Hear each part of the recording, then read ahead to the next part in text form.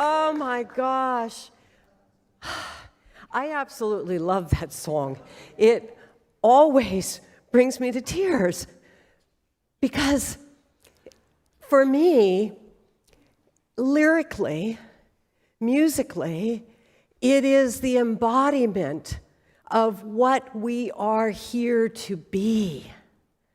It is the embodiment of our unity teachings. You know, we have shifted those words so beautifully from the original lyric to just overlap and weave with our unity principles, you know, in such a way that it still evokes that same feeling that I get from the traditional lyric. You know, and kudos to you, Misa, so much for that, and to the Unity Choir, Sounds of Unity Choir. You know, it's always amazing to me how far ahead of their time our Unity co-founders, Charles and Myrtle Fillmore, were. They were a good generation to a generation and a half ahead when they were sharing their message of hope, their message of inspiration, of living in oneness and living in the wholeness of our being. You know, Fillmore says in Jesus Christ Heals, he says that the transformation, his first chapter opens with, "Be thou made whole." Be thou made whole, and he opens with the statement that the transformation must come from within. That we start from the inside and then we move it out into the world. And so if we want to see a change in the world, as we've talked about, we need to be that change. We seek the personal transformation of ourselves so that then we can transform the world. Amen? You know? And if we look around and we get discouraged by what we see around us, it is simply a call for our hearts to break so wide open that we have no choice but to say, I stand and I vow to be of service in the world. So do not let it be a discouragement to you in that way. Let it be a call, an invitation to stand even more fully in the truth of our being. Our 5 foundational principles are lessons of how we can live in this world. We can take any one of them and it'll keep us busy for the rest of our lives, okay? If you really think about it, you know, to ground it so deeply within us, it can keep us busy for the rest of our lives. But for today's purpose, and how it really ties into the whole theme of being in service, we are looking at our 5th principle. It is not enough to know and understand the laws of life, of truth. We have to live the truth. We have to live the truth that we know. Now, I know some of you bristle sometimes about the whole Bible thing. You notice I didn't bring it with me this time, but I want to share a couple of words of wisdom from that book. From James, do not merely listen to the word and so deceive yourselves. Do what it says. So by way of example, how many of you have looked at a map? You think you know the terrain, but then when you actually get there, it's a little different than what it looks like on paper, right? So that's what we mean when he says, do not merely listen to the word and so deceive yourself. We can hear it, but until we actually go out and do it and have the experience of it, then it becomes real for us. From Philippians, whatever you have learned or received or heard from me or seen in me, put it into practice, and the God of peace will be with you. Put it into practice, and the God of peace will be with you. Jesus was not the great exception, contrary to what is often said. Jesus is not the great exception. Jesus is the great example. He is not the only example, and boy, I know that's heretical in some circles. He is not the only example. He happens to be the example that our Unity co-founders reached deep into antiquity to look toward the teachings of this Hebrew master, Jesus of Nazareth, as an example that we can follow, because Jesus was very practical. The Jesus of his time and of the disciples was there. And we were talking yesterday about wherever Jesus and the disciples went, there was always food involved. You know, we have an amazing hospitality here. A meal ministry was what someone referred to it as yesterday, where we gather together, right, and get to break bread very literally with one another and share of what it is that we've learned, what we're experiencing. And so, how do we know that we are living from this higher self, this higher consciousness, this Christ consciousness, the Buddha nature that we are striving in order to bring into our lives? We can look at this checklist of our unity principles. Do I affirm divine intelligence and love? That's okay, this is the interactive part. I forgot to say that. This is the interactive part. Do I affirm divine intelligence and love? Yeah. Do I remember my own divinity and that of others involved, even when they are annoying us? Especially when they are annoying us. I know, okay, hands go up and down on that one. Yeah, I get it. Yeah, kind of halfway. Do I remember my own divinity and that of others involved? Hang on to that one, all right? Do I take responsibility for attracting this situation into my experience? Okay, I know that's another one of those ones. All right, and you know, I am very open about this. I've been a member of a 12-step program for a very long time, and in its primary text, the author says, invariably, we make decisions placed on self that later put us in a position to be hurt. And it's that word invariably that really gets after me sometimes, you know? So these situations come into my life in order to help me grow. I may not have been the originator of it, right? We can't control everything that comes toward us, but I can take responsibility for my participation in it and my response to it. So these are some of what we can ask ourselves. Have I aligned myself with God, the universe of good, before I act? Coming back to Charles Fillmore, it's from the inside out. We align ourselves with these things, and then we act, and the way in which we act can come to good purpose. For energy flows where attention goes. We can either bring a positive or a negative energy to any given situation. It is my personal endeavor, to the degree that I can, as much as possible, to bring good, to bring the positive, to bring what is the fullness of the richness of the love of the divine into every encounter. No matter whether it's someone that perhaps who is homeless on the street that I might want to try to ignore because I don't want to confront that reality within myself, or the people who are closest to me that I readily run to and want to embrace. That peace that we want has to start from within. Life, or consciousness is life. It's like a buffet table. We can either complain about the food that we don't like. We can insist that it gets removed before we eat it. That's another avoidance. We can condemn others, or we can focus on what it is that we like to eat. We can focus, again, on what is good. Auntie Mame said life is a banquet, and most poor suckers are starving to death. We don't want to starve to death here. That's why we eat the food of our unity teachings. We eat the food of our spiritual principles. We eat the food of the music that we are given each and every week, because it fills us up and it reminds us of this goodness, of the wholeness of who we are. And we find that we can get swept up at times into the craziness and what runs amok in the world.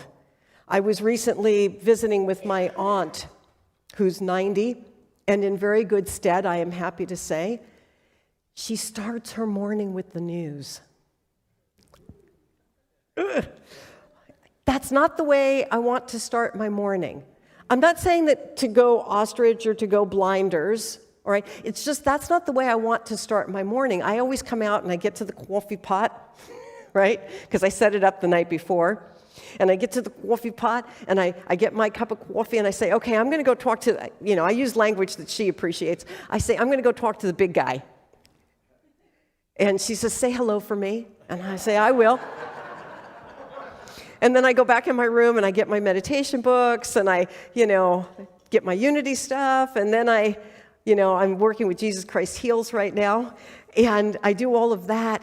This is how I want to start my day, because it then places me in a much better position to be able to hear and not ignore what is going on in the world, but then to be able to be this presence that we're talking about, to be able to not go into that fearful mode. There are things that are happening in the world that are terrible. I do not want it to stop me from going to the grocery store. I do not want it to stop me from going to church. I do not want it to stop me from going to a concert or to a play or out to eat.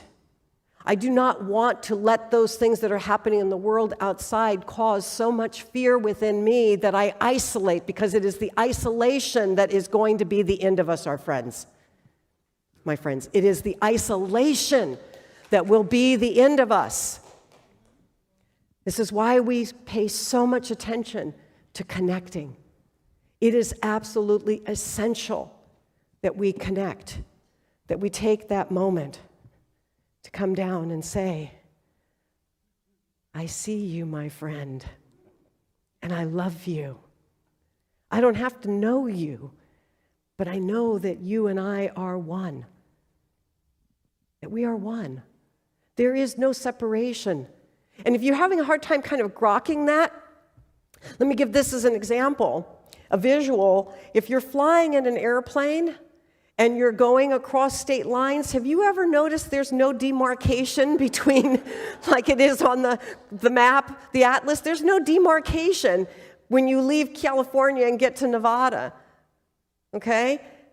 It's the same thing with what we're talking about here in consciousness. So if that visual can help you grok that inseparability, that idea of oneness, there's no external boundary. There's a boundary of a skin, there's a boundary of a personality. This is just simply God manifesting itself. Simply God saying, Misa, Pamela, Crystal, Karen, Frank. It's all God. All of it. Just breathe into that. Just kind of go, whew. Kind of feel into what that means when you walk outside these doors. As you're walking along the streets of San Francisco and going about and doing what you're doing. And this is what results when we live from our principles. We do recognize that oneness of all beings. We don't have to like the way they show up, but we can recognize the oneness in all beings. We can really see ourselves that we are those expressions of spirit, that we are confident attractors. Confident attractors. Like you have attractor plants that bring bees and hummingbirds to your garden. It's like that. We are confident attractors. People come toward you. They come toward us because they see this vibrancy. And they're like, hey, I want to get to know you a little bit more. I've had that experience. I'm staying at a wonderful bed and breakfast just around the corner here called the Parsonage. Oh my God, do you just love that? I picked it because it's close to the church. When I arrived there and talked to one of the co-owners, it turns out that she is a retired Unitarian minister. And so her and her husband hence called it the Parsonage. And I was sitting around the table for breakfast both yesterday and this morning, connecting with people there was a couple there from the UK, and a couple there from Germany, actually, and then this morning another couple that was from Germany, and a woman who was from Alabama. And it was just an interesting mix of being able to see this worldwide conversation and be an attractor. And the reason why I bring it up is because one of the women said to me, the one from the UK, she was like, "You're just such a bright light." Well, I had had a sip of coffee by then. I'm less of a bright light before I have that, no. And she said, "You're such a bright light."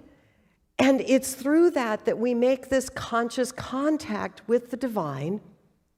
And what results from it, which is something that Ken speaks about and teaches all the time, is true abundance. This is also what Fillmore taught about true abundance. He called the book Prosperity, and Ken has incorporated much of that into the work that he has developed and adding in his own perspectives of abundance as being something that is a place that we live from. It is not what is outside of us. It is a place that we live from. And then we have the desire to share that abundance, which leads us into wanting to be of service. And I want to call on my two girls over here, Misa and Callie. Just preach it for me a minute here, would you? I need you. You need me. We're going to use our own key, okay, Art? I need you. Mm-hmm. You need me. We all are one with everything. Stand with me. Affirm with me. We all are one with everything. Our good is flowing, every need is supplied.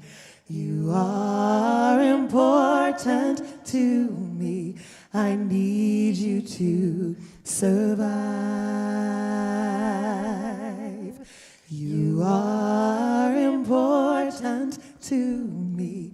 I need you to survive. See, we share of ourselves. The blessings that we get from being of sacred service. I try to not use the V word, but it's okay. V word works too, volunteer. To be of sacred service allows us to discover and develop our own spiritual gifts, our own superpowers, those things that come naturally to us that we can share with others. Serving allows us to increase our faith, and what I mean by that is to see the goodness. It increases our ability to see the goodness in ourselves and others. It allows us to experience the presence of the divine in new ways. Yeah? And serving is good for your soul. It's good for your soul. This morning, the gal who's from the UK, the conversation came up at the table from the co-owner about the fact that I was speaking this morning, and she's like, "Oh, you're a minister," and chat. And I told her we were focusing on being of service. She shared with me that she was partway through the process of registering their dog to be able to go into the children's hospitals there in the UK. And she had kind of gotten distracted with that and hadn't completed it. And I was saying to her that my prayer always is that I hopefully can speak some words that will be of inspiration and be of service to the divine. And she started to tear up and she said, "I need to finish doing that because it makes me feel so good to do that, and I know that it will help those children to bring our little dog into seeing them." Now, she didn't know that she just got put into my sermon this morning when she shared that, because it was so beautiful and so spontaneous, because we feel good. We learn about ourselves One of my favorite places to get news, pop culture. I'm still a People magazine person, okay? One of my hall passes is Sean Penn. Sean Penn has been spending time in the Ukraine, and he did a documentary about that. And this is what I wanted to share with you about what he said about going to places in crisis. He says, I don't like to advertise this part of me, but I care. I care a lot. I'm discovering what my value can be. I can share by showing what I see, and then people can form their own impressions. I can be a tour guide.